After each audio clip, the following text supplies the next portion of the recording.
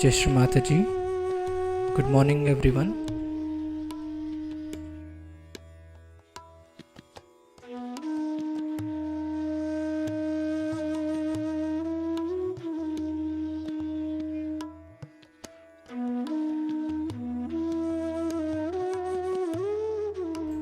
Let us all bow down to Shri Mataji, raise our Mother Kundalini and put Bandhan.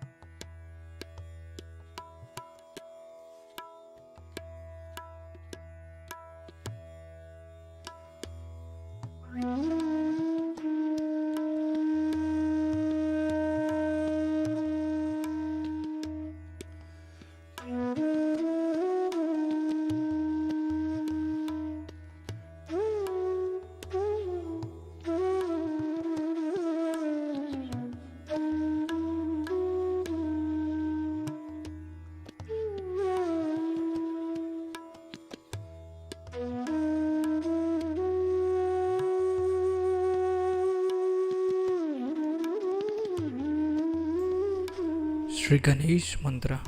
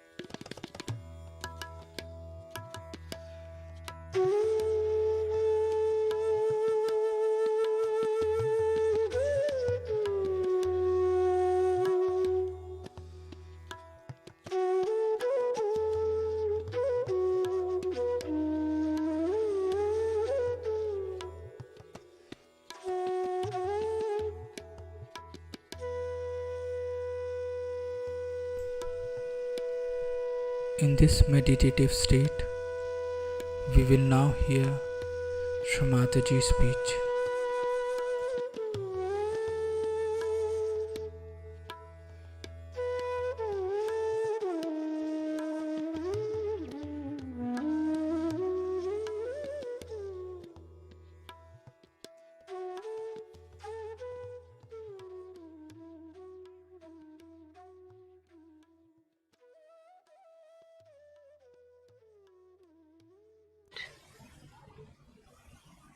are part and parcel of Sahaja Yoga. They cannot be separated from this to that.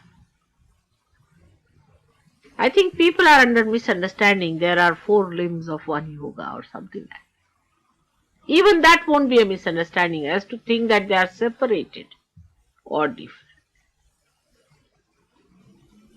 When we say that we have eaten this food, it doesn't mean like a bolt it has gone inside in the body and just passed out of the body like a bolt coming out, does it? It means created some saliva in the mouth. Later on it has passed through the trachea. The other places are like you can call esophagus, going down into the stomach part, and then to the intestines, and then to the larger intestines. All this movement or passage and all that is done through the other kind of movement which is existing in the organs itself, like the stomach itself, pushing it down, coming from your brain.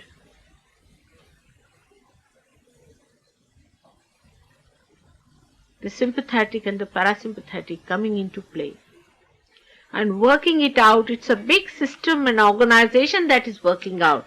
Now, if you want to separate it, that digestive system is different, respiratory system is different, and your heart system is different, or some other brain system is different, or nervous system is different. I mean, you can't take it out like that, a brain hanging on one side and your digestive system hanging on the other. It is one integrated form of organization which is a living organization which understands each other, which reacts to the demand. You cannot separate these systems. But as it is, our brains are so disintegrated, or they are good at that, disintegrating everything within us and without, that we want to disintegrate the living thing which is yoga. Yoga is not a dead organization.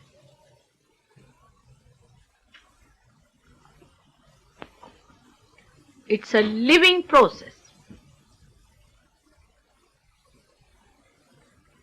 Absolutely a living process. When it is a living process, you cannot do anything about it, so it is sahaja. At the most, you can little bit shift it here and there and push it around and all that. If a tree is coming up, like in Japan, they want to give it a shape, then they'll cut one branch first and bend it a little more, then cut another one, then bend it this way, that way, and give it a shape.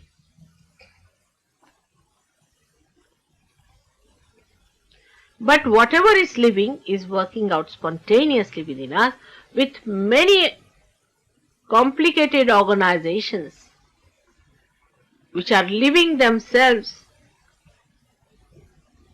and are aware of what they are doing. For example, your body is much more aware of me than your rationalities. Say you are a possessed person. You won't accept that you are possessed. You won't accept. I won't say myself also. Because I don't want to get any kind of thing which is in stock there, you see. I know human beings that if you tell them something like that, you can be out for any sort of trouble, you see. So, I don't tell you. But the body knows me. When you come before me, the whole body shakes, just like that. Malcolm, isn't true or not? Tell me.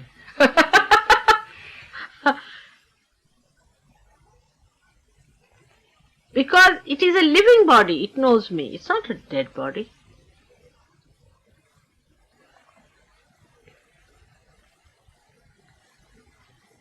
So whatever is living is so well looked after, organized, and in a living way which we do not understand, because we deal with the dead. Supposing I have to start this instrument, then I know there must be a chord, I have to put it to that means and that it works out. And I always say Saj Yoga is like that, you just take out your chord and put to the means. I say like that. But do you think it is that simple? Do you believe that?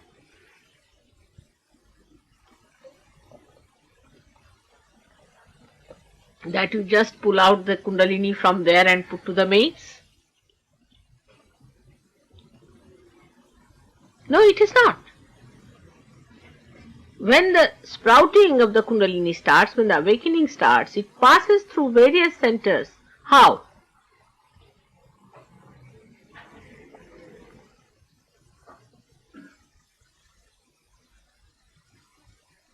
How will you explain a Kundalini which is at the base end of your spinal cord rising upward?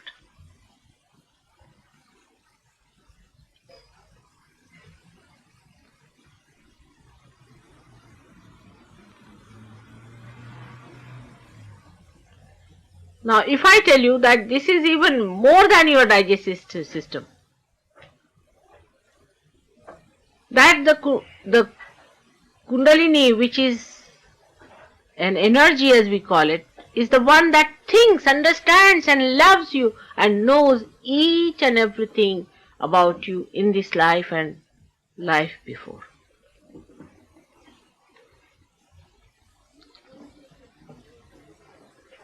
If she is so capable and if she knows everything, and she is an entity by itself, and if she has to come up to your head, is it easy? It is the most difficult thing.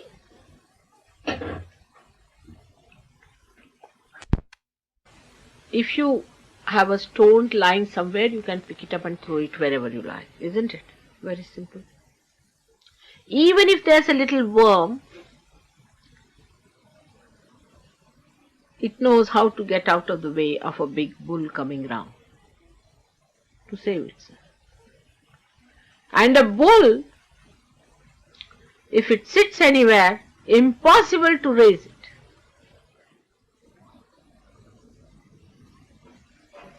You try your level best.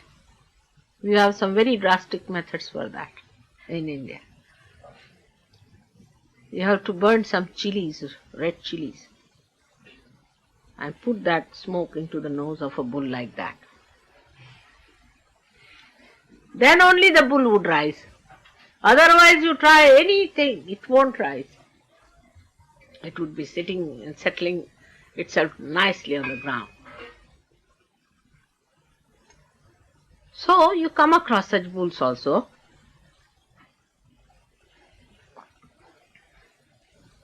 Sometimes it happens like that. But to make this Kundalini which thinks, understands, is an individual mother of an individual which has been born with you all the time,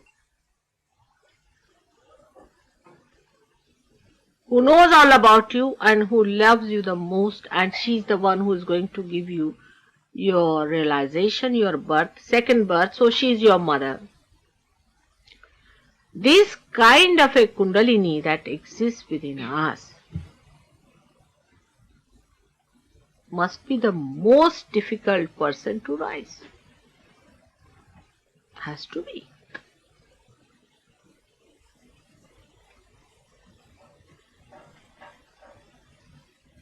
That's why people say Kundalini raising is very difficult. Is correct. So one has to find out the methods of how to make the bull rise.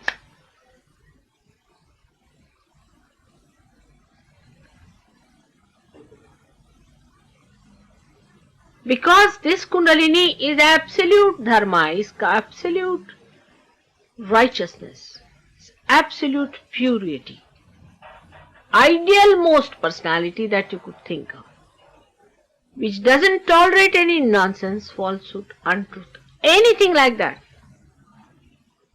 She is Nirmala, you can call her. She is pure. She is purity personified. She doesn't accept any nonsense, no compromise. She is within you. See how beautiful you are. She is not afraid of anyone. She cannot be enticed, enchanted, or tempted by anything. And she loves. But her love is that pure that nothing is higher for her than her own love. She never reconciles to anything.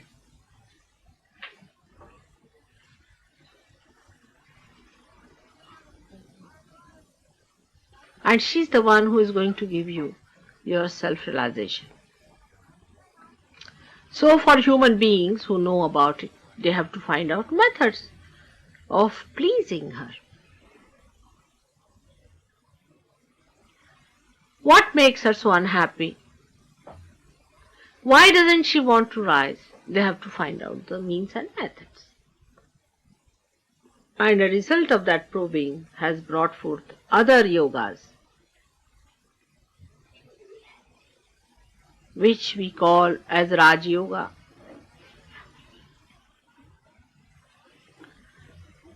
Or they call it as Hatha Yoga. What is the third one you call it? What? Kriya Yoga. I think Kriya and Raj is the same, about the same style. Bhakti Yoga. And Bhakti Yoga. And Jnana Yoga. And Karma Yoga. All these are the methods human beings want to employ to make the bull rise. And when they get frustrated, they want to hang themselves by the nearest tree. So that also is another frustrated yoga. Then sadistic yogas, then beating yogas, then beating other yogas. Then it goes on like that, you see, flowering into better and better things. Then fanaticism.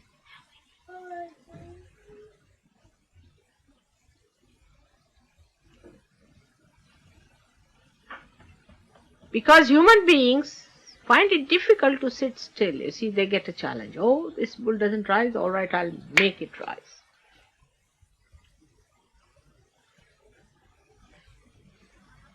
Moreover, they haven't got the authority.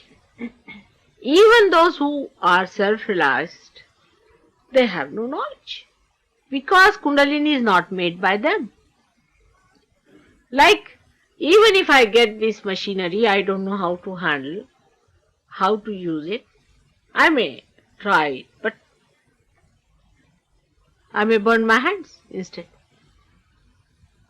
So such a hodgepodge of endeavor brings forth so many yogas in this world.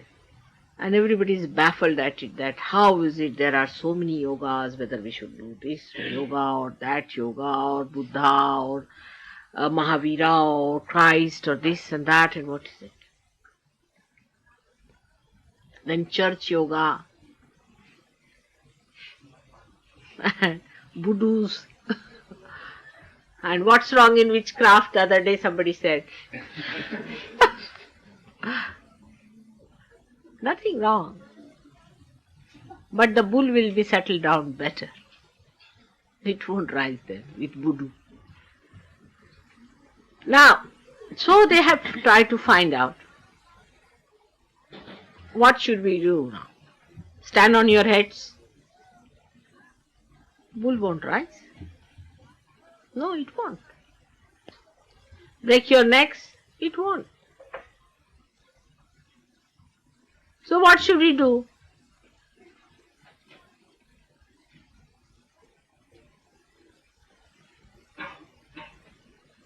So, we should know what is a Kundalini that is within us. All these yogas that have come out have been depicted from the experiences of people. Because some people, when they try to raise the Kundalini, so-called, say they started jumping. So they said, let us jump and the Kundalini will rise. Then some people started taking out their clothes, maybe, some sort of a funny thing like that. They felt heated up. So people thought, let us take out our clothes and we'll find God. Some people felt some sort of a grip on the stomach. Or some of them did see also these things happening within. So they called it a Mula Bandha. They said the Bandha has taken place. Something has gripped there. So the Kriya Yoga is that you take out your tongue from here. I mean, you cut this thread of the tongue, alright? And you push it back. Here. Touch this tip of the tongue. Here. Normally they are wagging with that. It goes on. Push it back here. At the Vishuddhi center. They think Vishuddhi is here. You see, the problem is they think the Vishuddhi is here. So they push back here. And they think that they will achieve the raising of the Kundalini by tickling this portion. It is just the other way around we are trying, you see. The effect cannot reach the cause. You have to go to the root of the cause to come to the effect. Do you see my point?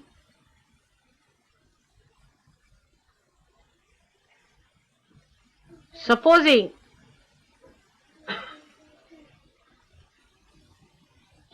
the Vishuddhi chakra, which is here, a very subtle center behind, is spoiled. Then the effects are felt, say here, and your tongue gets affected, your eyes get affected, your nose get affected, your cheeks get affected. The 16, you see, all these things can be affected. But by tickling your nose, you do not touch your Vishuddhi chakra, isn't it? Do you see my point?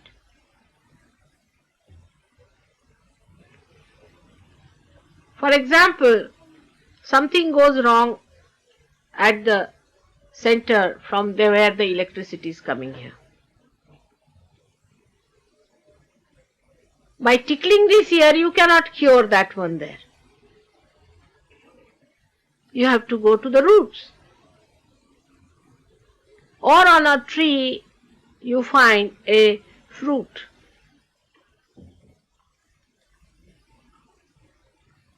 Is getting rotten. All the fruits are getting rotten.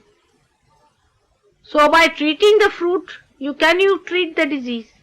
You will have to go to the roots.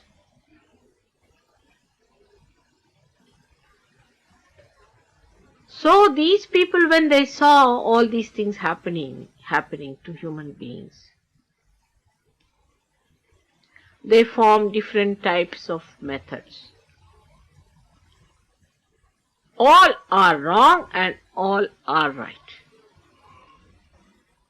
Try to understand. It's very simple. After realization, all of them are right. Before realization, all of them are wrong.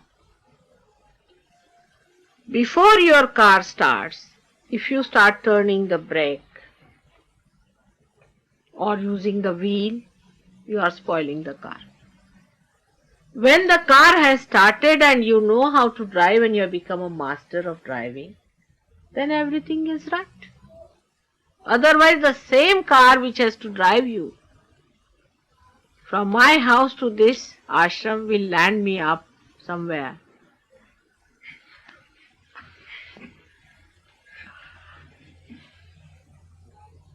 In the same way, the same thing before realization has no meaning. After realization only you start understanding. So let us take the case of Hatha Yoga.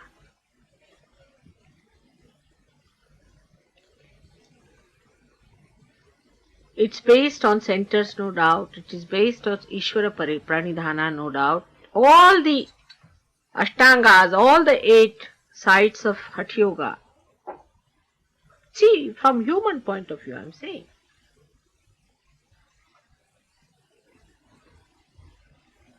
For them, why Hatha Yoga came into being is first that they should fix their attention on the Ishvara Pranidhana. Means they must fix their attention into the existence of God. Not blind faith, but to understand that there is God, so that you humble down yourself. Then you should go to a realized soul as a guru. Guru means a realized soul, minimum. Any dictum and Harry becomes a guru is a nonsense, absolute. He has to be realized soul, and if he's a realized soul, he'll say like that. He doesn't talk of separation, he talks of authority because he's there. He has that authority. Those who talk of separation, crying and weeping and woes and all that are blind like all others. They have no business to lead you.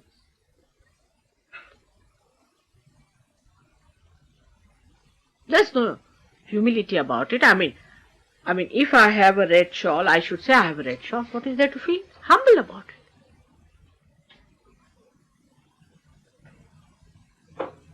Whatever you are, there's no harm in saying what you are. When you are not that, when you do not have that and you say that, it is arrogance. But when you are there, you have to say. That's why Christ said, I am the light, I am the path. He was not trying to be arrogant about it.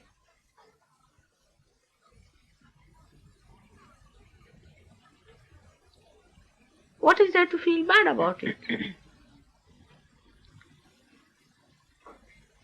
So, Hatha Yoga itself is done under a person who is a realized soul.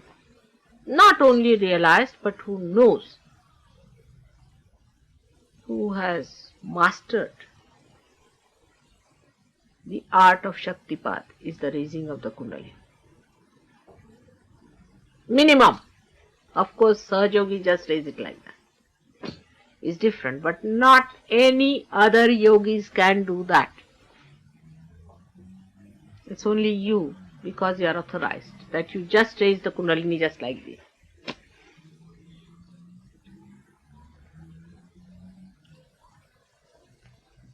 So what these Hatha Yogis have done is that boiled it down to only physical sense.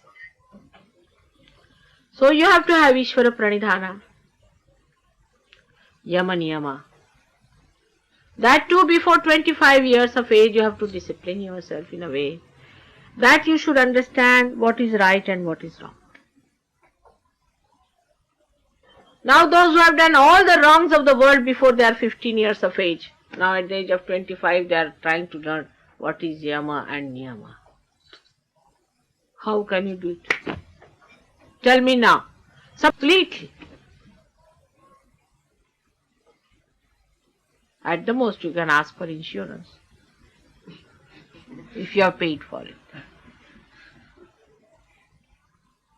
But how do you expect a car to come out absolutely factory, from the factory as if it's absolutely new?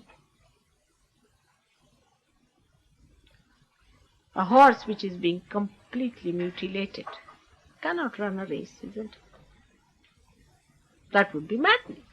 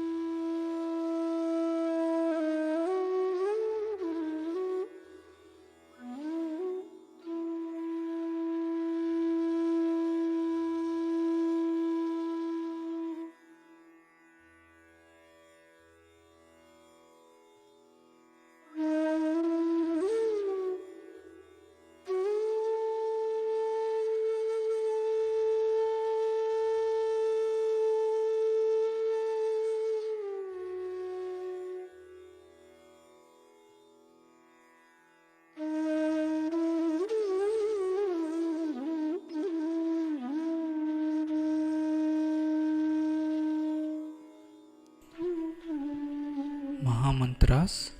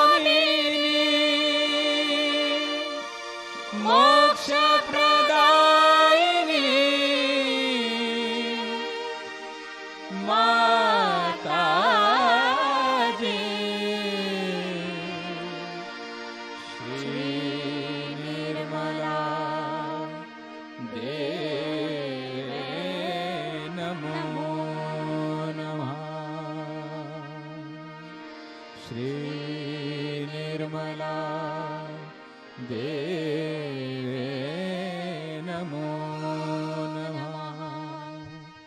Shri Nirmala देवे नमो नमः।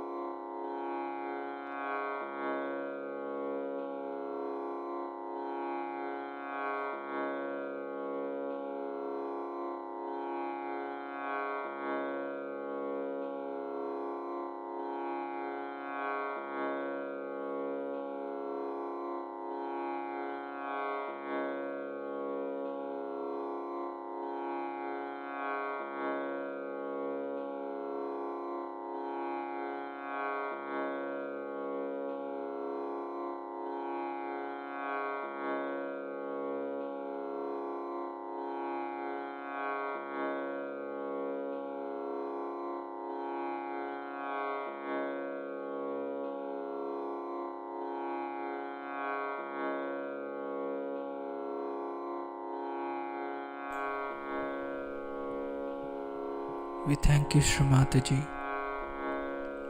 for this beautiful collective morning meditation.